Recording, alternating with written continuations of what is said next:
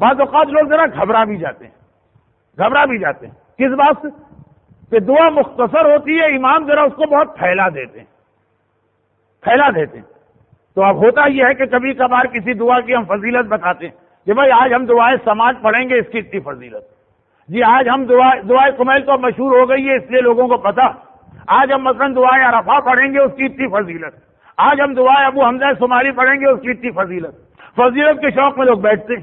مگر اب جو دعا شروع ہوئی تو ایک گھبراہٹ ہوتی ہے کہ ختم کب ہوگی. کتاب اگر ہاتھ میں ہے تو ورق پلٹ کے دیکھے جاتے ہیں 4 صفحے رہ گئے کہ 3.5 صفحے رہ گئے. تو اب آدمی بعض اوقات سوچتا، کہہ بھی دیتے ہیں. اب جیسے دعائے کمیل بظاہر 2 باتیں، گناہوں کی توبہ کرنا اور کچھ چیزیں طلب کرنا. اس کے لیے اتنی لمبی دعا ہے کہ 15 سے 17 منٹ لگ جاتے ہیں. اگر مجھ جیسا پڑھنے والا اور اگر مناسب رفتار سے پڑھنے والا تو آدھا گھنٹہ لگ جاتا. تو اصل مسئلہ یہی کہ جیسا ابھی آج کی تقریر کے آخری حصے میں آپ نے سنا کہ دعا جو ہے خاص طور پر امام کی دعا، یہ وہ دعائیں نہیں جو ہمارے کسی خاص مسئلے کو حل کرنے کے لیے، اس کے لیے تو ہیں.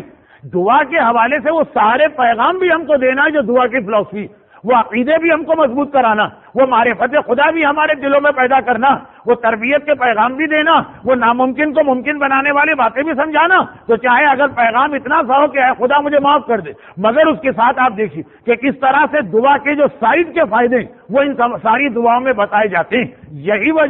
یہی وجہ کہ آپ نے یہ جملہ بہت کم لوگوں سے سنا ہوگا کہ بھائی اگر بیماری ہے تو دعائے کمیل پڑھ لو. نہیں، بیماری اگر ہے اس وقت مسئلہ ایسا بیماری کا ہے، چھوٹی سی دعا بتائی جاتی ہے، یہ پڑھ لو.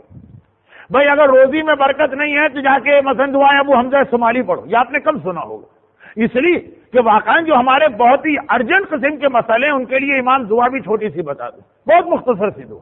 یہ والی جو دعائیں یہ اصل میں ہمارے ذاتی پرابلمز کے لیے کم ہے.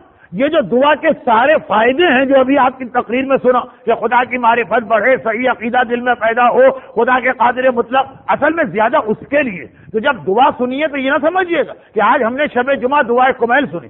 آج یہ سمجھیے گا کہ اس شب جمعہ ہم نے پورے اسلامی عقائد کا ایک جائزہ سنا، ایک خلاصہ سنا، ایک سمری سنی، اپنے سارے عقیدے کو ہم نے ریفریش کیا. یہ گویا قسم کا کورس ہے. جو معصومین کی دعائیں ہیں ان کا سب سے بڑا مقصد یہ، اور جو ہمارے پرسنل میٹرز ہیں ان کے لیے قرض ادا کرنے کی دعا مختصر بتا دیں گے، ان کے لیے صحت کی دعا ایک مختصر سی بتا دیں گے، ان کے لیے مثلا روزی کی دعا ایک مختصر سی بتا دیں گے، حج کے لیے 1 لائن کی دعا ہوگی.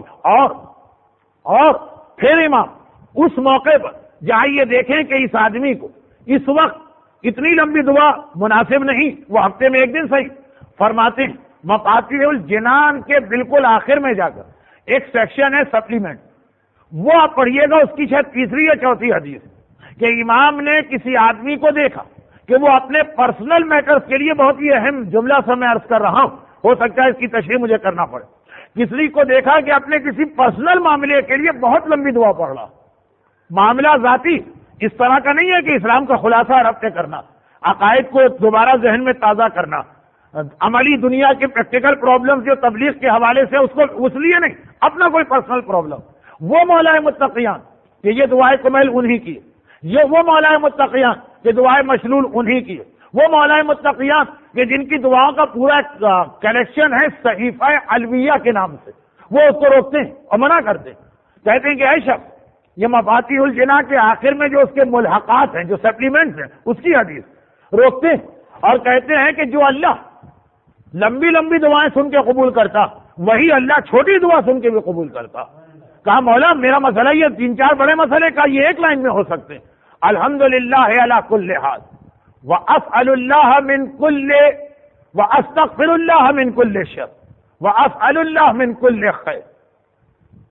اللہ کی تعریف ہر حالت، جتنے بھی میں نے گناہ کیے ان پہ توبہ کرتا ہوں اور جتنی اچھی چیزیں کائنات میں طلب کرتا ہوں. 3 جملے اس کو بتائے اور ایک روایت میں بس یہ مانگو گا. اگر اپنے مسئلے کے لیے دعا کر رہے ہو کہ جی ہمیں اللہ سے ایک دنیا کی ساری اچھی چیزیں مانگنا تو دعائے کمیل کی ضرورت نہیں. اگر اس لیے دعا کر رہے کہ گناہوں کی توبہ کرنا، اسأل اللہ توبہ، ہاں سال میں 1 دفعہ شب قدر دعائے توبہ پڑھ لو، ہاں حج کے موقع پہ دعائے عرفہ پڑھ لو، ہاں شب جمعہ دعائے کمیل، لیکن وہ بھی دعائے توبہ کم ہے، معرفت دوسری زیادہ. تو جو اپنے مسئلے اس کے لیے دعا خود ہی مختصر رکھی. اور یہ والی جو دعائیں ان کے بہت سارے دوسرے فائدے ہیں. تو فلسفہ دعا میں اس بات کا خیال رکھیے گا اور اس اطمینان کے ساتھ ان دعاؤں میں شریک ہویا کیجیے گا کہ یہ فقط ایک عام سی دعا نہیں، یہ گویا ہم اپنی وہ ذمہ داری ادا کر رہے ہیں کہ ہر ہفتے اپنے عقیدے کو چیک کرتے رہتے ہیں، اس کو مضبوط بنا کے جاتے ہیں، کبھی بھی اپنی میموری سے اس کو نہیں نکلنے دیتے۔ یہ سب دعا کے سائڈ کے فائدے ہیں۔